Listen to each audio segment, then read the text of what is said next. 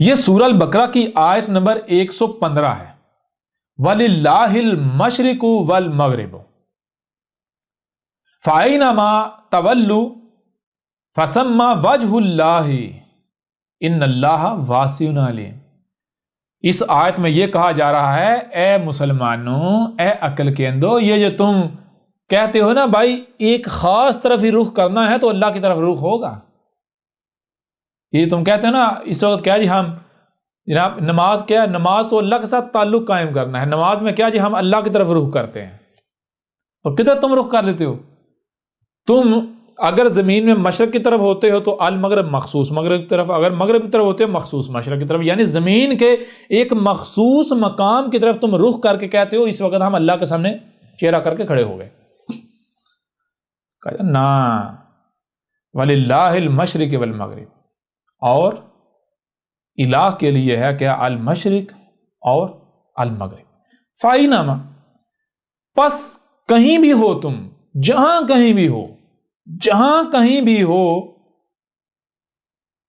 تولوا فثم وجہ، یا جدھر بھی جس طرف بھی جہاں کہیں بھی تم اپنا رخ پھیرو گے، صرف مخصوص مشرق یعنی زمین کے مخصوص مقام کی طرف نہیں، تم جہاں کہیں بھی ہو اور جدھر بھی جہاں کہیں بھی اپنا رخ پھیرتے ہو، اپنا رخ جدھر بھی کرتے ہو، تو اس طرف تم اللہ کا وجہ، اللہ کا چہرہ، اللہ کا رخ ہی پاؤ گے۔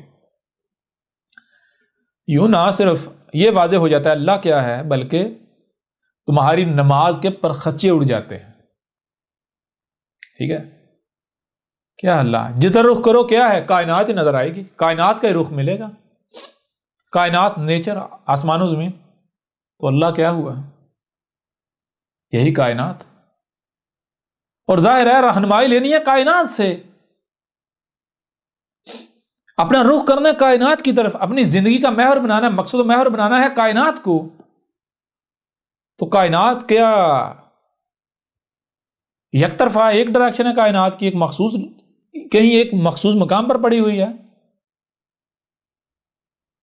جی، ہر طرف کائنات ہے، ہر طرف اللہ ہی نظر آ رہا ہے۔